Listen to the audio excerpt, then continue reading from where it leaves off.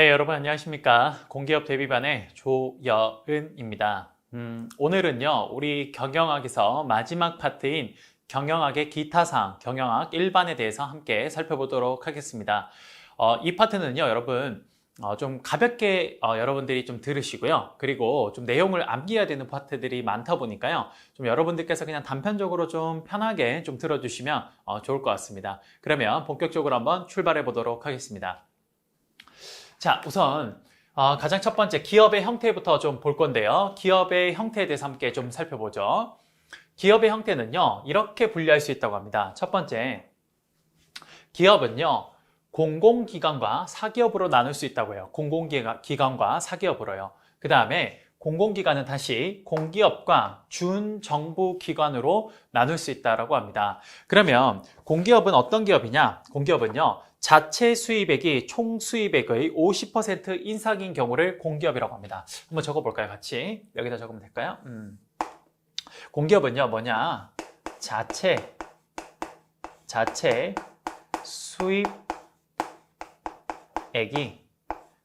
수입액이 총 수입액의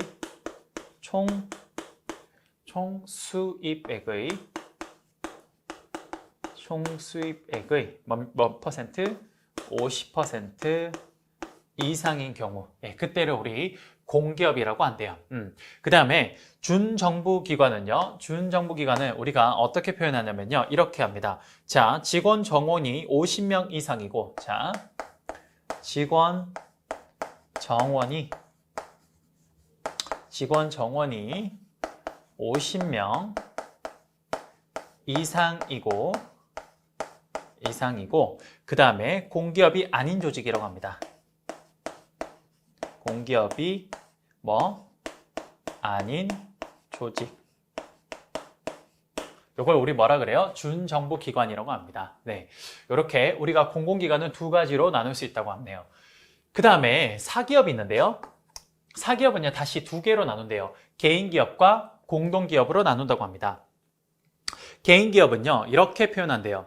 한 명의 개인에 의해서 출자, 소유, 경영되면서 경영에 따른 손익과 책임을 모두 개인이 지는 무한 책임 사원 제도를 우리 개인기업이라고 이야기를 합니다. 말 그대로 한 사람이 이거 돈 내고 경영도 하고, 그리고 이거에 대한 손실도 본인이 다 지는 거죠. 이익도 본인이 다 가져가고. 그게 뭐냐? 그게 개인기업입니다. 그럼 공동기업은 뭐냐? 공동기업은 이제 한 명이 하는 게 아니라 최소 2명 이상이 뭔가 합작을 해서 함께 모여서 뭔가 경영해 가는 게 바로 공동기업인데요. 공동기업은 크게 네 가지가 있습니다. 한명회사, 합자회사, 그 다음 유한회사, 마지막 주식회사, 이렇게 있어요. 자, 여러분 교재에 제가 쌤이 각각의 내용들을 다 적어두고요. 이것들에 제가 장단점도 다 적어놨는데요. 잠깐 한번 볼게요. 우리가 한명회사가 뭔지부터 한번 볼게요. 잠시만요. 자, 우선 한명회사가 뭔지 한번 보겠습니다. 자, 한명회사는요, 이거죠. 2인 이상의 출자자가 출자했고 소유하고 경영을 같이 하는 형태로 전원이 무한 연대 책임을 갖는 형태를 우리는 한명회사라고 합니다. 그 다음 합자회사는요, 경영 및 출자를 담당하는 무한 책임 사원과 더불어 더 많은 출자자 모집을 위해 경영과 분리된 유한 책임 사원을 포함하는 형태를 우리가 합자회사라고 하고요. 그 다음 유한회사는요, 전 사원이 출자액에 따른 책임만 지는 유한 책임 사원이라는 측면에서는 주식회사와 유사하지만 공개 의무가 없는 회사라서 우리 유한회사라고 합니다. 마지막으로 주식회사는요, 출자와 지분의 양도를 자유롭게 하여 시장에서 대규모 자본을 형성하고 운영할 수 있는 형태를 우리가 주식회사라고 이야기를 합니다. 여러분, 현대 시장에서요, 가장 일반적이고 가장 보편적인 기업 형태가 바로 주식회사인 거죠. 그래서 여러분들 지금 각각의 내용들을 좀 기억해 주시고요. 여기에서 우리는 주식회사에 한해서만 조금 더 따로 떼서 지금부터 공부를 해보도록 하겠습니다. 주식회사는 워낙 중요하기 때문에요. 지금부터 주식회사에 대해서 조금 더 알아보도록 할게요. 여러분들이 생각할 수 있는 거의 대부분의 기업들은요, 다 이 주식회사라고 보시면 될 것 같습니다. 그래서 주식회사의 첫 번째 특징이 뭔지 한번 보면요. 주식회사의 특징은요, 유한 책임제도입니다. 유한 책임제도. 여러분들이 예를 들어서 삼성전자 주식을 샀어요. 그러면 그 회사가 예를 들어 큰 손실을 입어서 회사가 망해버렸습니다. 그리고 부채를 예를 들어서 뭐 10조를 떠안았다고 해보죠. 그러면 여러분들이 주식이 예를 들어서 200만 원어치를 거기 샀다. 그러면 여러분들 어떻게 되냐? 10조에 대한 뭐라 해야 죠 부채를 여러분들이 나중에 다 떠넘게 되냐? 아니라는 거예요. 뭐냐? 여러분들이 투자한 그 금액에 대해서만큼만 책임을 지면 되는 겁니다. 그러면 내가 200만 원 투자했다? 200만 원 다 잃고 나는 더 이상 이제 나는 책임을 지지 않는 거예요. 그런 게 뭐예요? 그게 바로 유한 책임이라는 겁니다. 내가 투자한 금액에 대해서만큼만 책임을 진다라는 거예요. 그게 유한 책임 제도예요. 그러면 보통 주식을 사게 되면 그 주식에 내가 투자한 금액을 잃고 그 회사가 나머지 어떤 부채가 생긴 거에 대해서 나는 전혀 아무런 책임을 지지 않는 겁니다. 주식회사의 가장 큰 특징이죠. 유한 책임 제도라는 거. 그 다음 두 번째, 주식회사의 또 다른 특징은요. 소유와 경영이 분리되어 있습니다. 소유와 경영이 분리되어 있어요. 예를 들어 여러분 한번 이야기해 볼까요? 주식회사라는 곳이 있죠. 주식회사가 있으면요.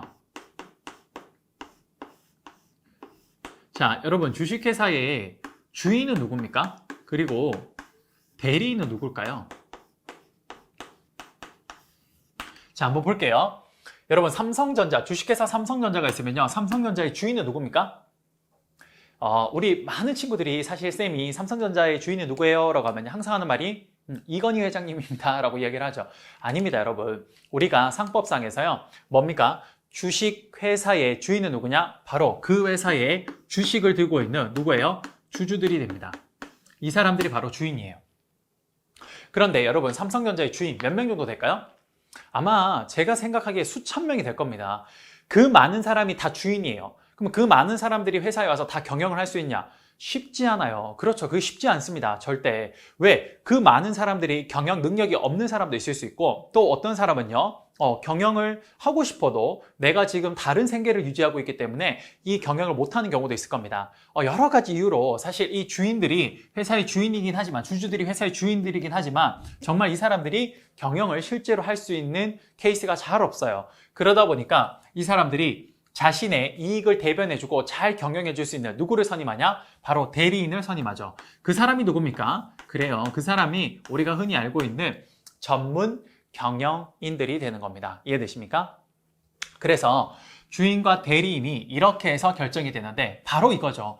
주식회사는 어떤 거예요? 주인과 대리인이 어떻게 되어 있습니까? 분리되어 있어요. 자, 주인이 누굽니까? 소유, 이 기업의 주인이기 때문에 주주가 누구죠? 주인이에요. 기업을 소유하고 있는 사람입니다. 근데 경영은 누가 해요? 전문 경영인이 하네요. 소유와 경영이 어떻게 되고 있어요? 분리되고 있는 거죠. 이해되십니까? 그래요. 이게 바로 주식회사의 가장 큰 특징 중에 하나입니다. 소유는 주주들이 하지만 이 사람들이 실제 경영을 할 수 있는 여건상, 능력상 그런 것들이 안 되기 때문에, 환경이 안 되기 때문에 이들의 이익을 대변해 줄 수 있는 대리인을 선임해서 이 사람들이 주주들의 이익을 대변하는 그런 경영 활동을 하는 거죠. 소유와 경영이 분리되어 있는 겁니다. 이해되십니까?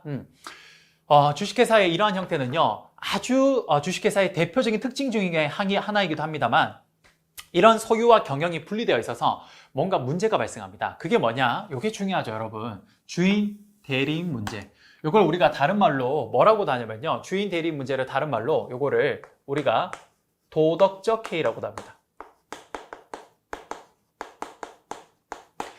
사실 도덕적 해이와 주인 대리인 문제는요, 여러분 경영학보다는요 오히려 경제에서 더 많이 문제로 많이 나오고 있고 아주 중요하게 다루고 있죠. 우리 미시경제학 8장에 보면요, 뭡니까?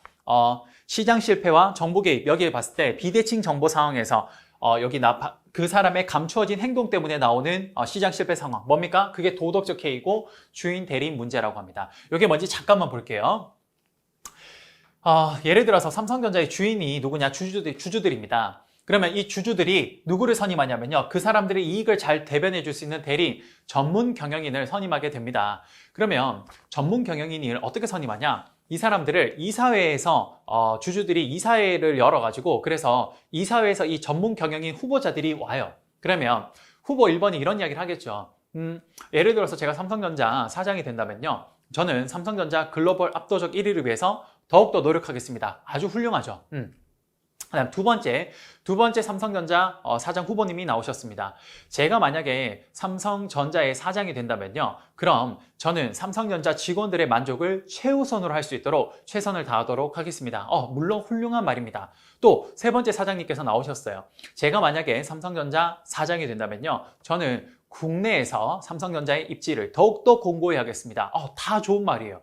근데 중요한 건 뭐냐? 그럼 이 세 사람 중에 누가 뽑혔어요? 예를 들어서 2번 사장님이 뽑혔다고 해보죠. 2번 사장님이 뽑혔어요. 그럼 이 사람이 실제로 사장이 되고 난 뒤에 취임식하고 난 뒤에 가장 먼저 하는 게 뭐냐? 당연히 이 사람은 아까 직원들의 만족을 위해서 최우선을 다하겠습니다. 이런 식으로 이야기를 했다면요.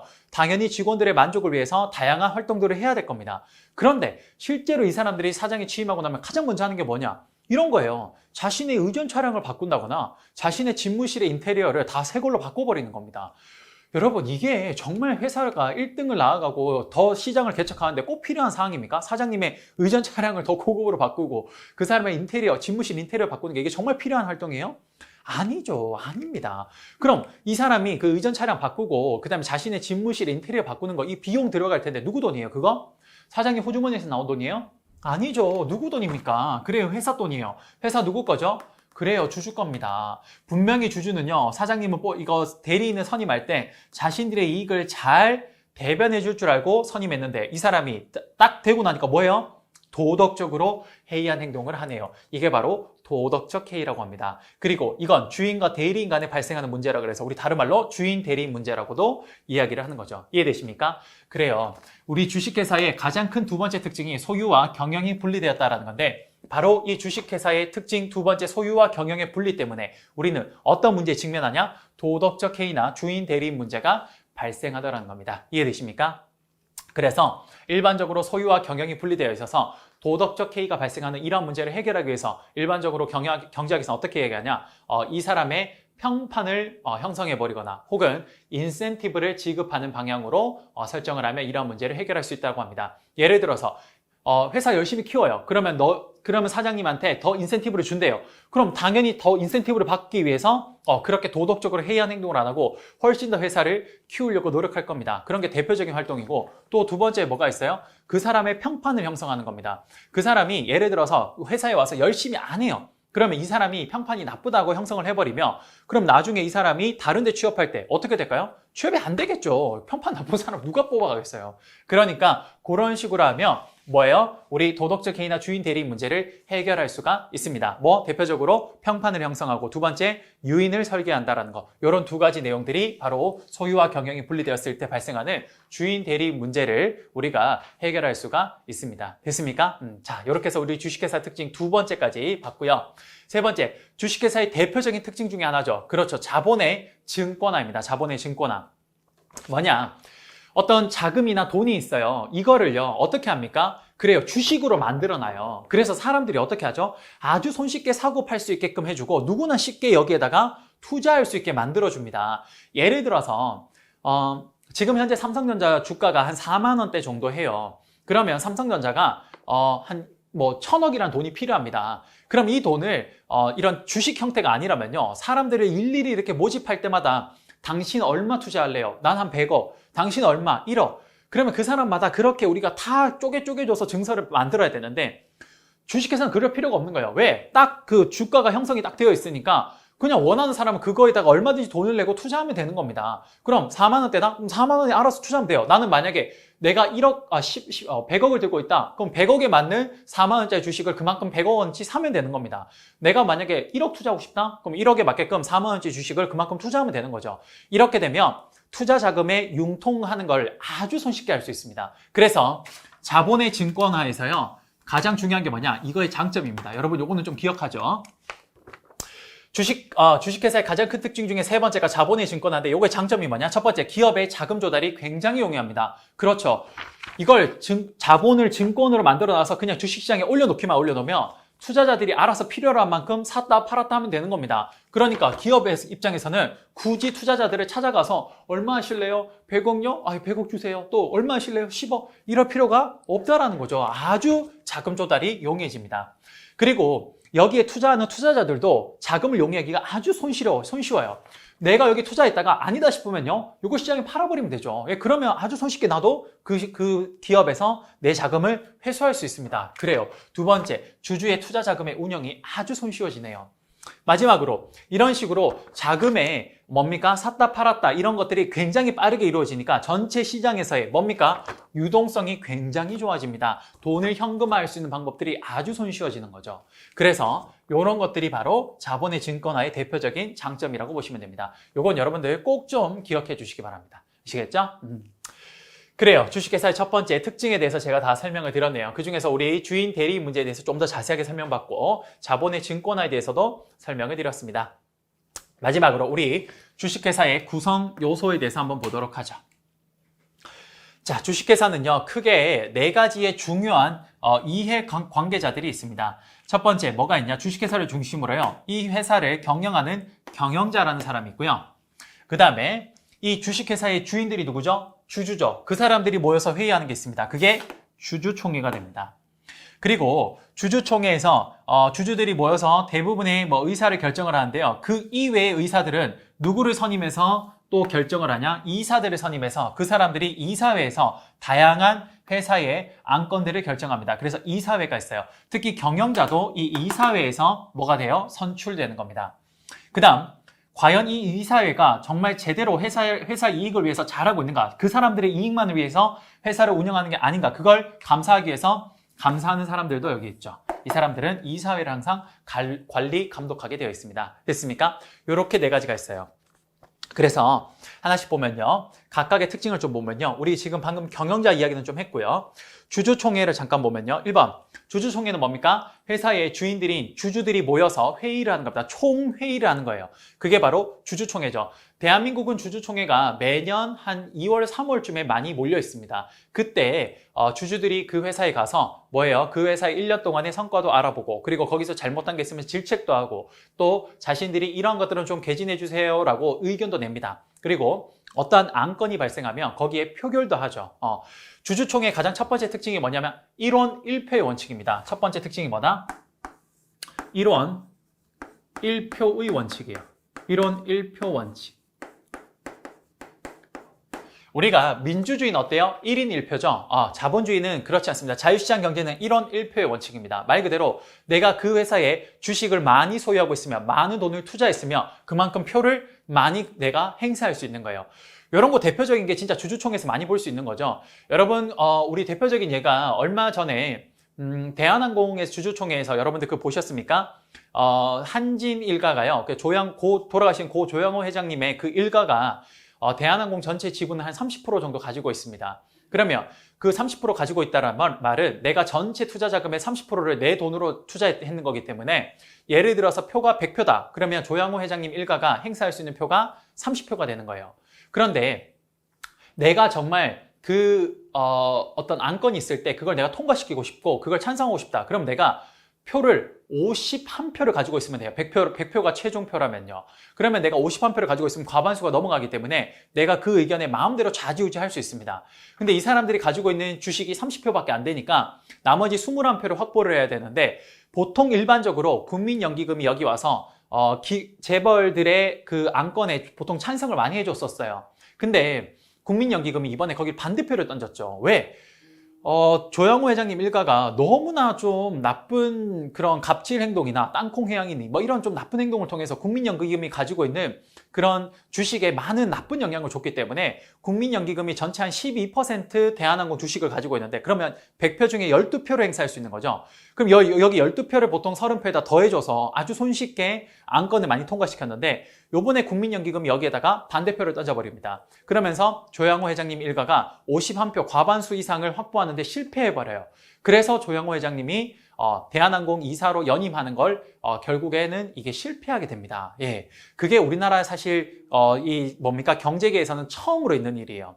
요게 우리 시사상식에도 자주 나오는데 뭐예요? 그게 스튜어트십 코드라고 이야기를 합니다. 그렇죠. 스튜어트십 코드. 뭐예요? 국민연기금이 국민들의 어떤 이익에 반한 행동을 했을 때 거기에 기업들에 적극적으로 가서 의사를 개진하는 거, 스튜어트십 코드라고 이야기를 하는 거죠. 예, 바로 그거죠.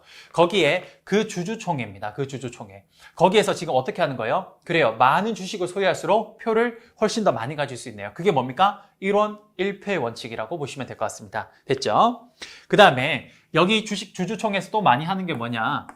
이런 것들도 많이 합니다. 뭘 많이 하냐? 이익이 남았으면 이걸 이익을 배당해달라고 요청을 하죠. 보통 이때 배당을 이때 결정을 하게 됩니다. 배당을 이때 하게 되고요.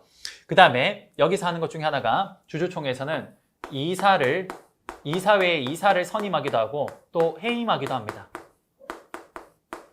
이걸 해임하기도 해요. 그 다음에 또 뭘 하냐면요. 영업양도라는 것도 하고요. 영업양도라는 것도 하고요. 그리고 기업의 정관도 여기서 변경을 합니다. 기업 정관도 변경을 하게 돼요.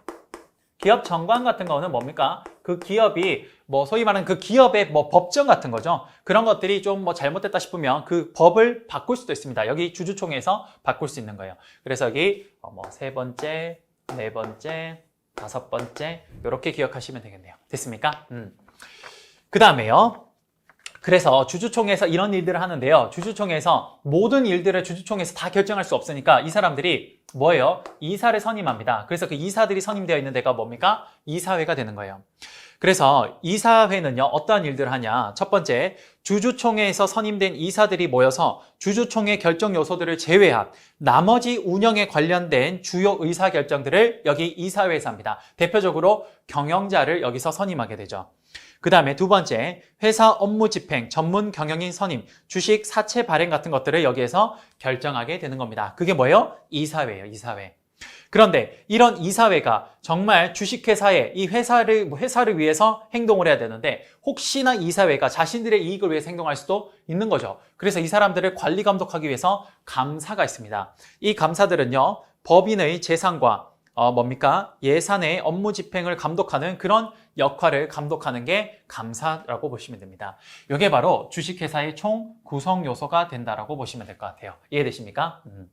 그래요. 여기까지 하면 우리가 경영학의 기타 주제 일반에 대해서 첫 번째 우리 기업의 형태에 대해서 쭉 다 설명을 드렸네요. 기업의 형태가 기업은 공공기관과 사기업이 있는데 그중에서 사기업 중에서 가장 현대에서 많이 사용하는 주식회사 여기에 대해서 좀 더 자세하게 우리가 쭉 살펴봤습니다. 됐습니까?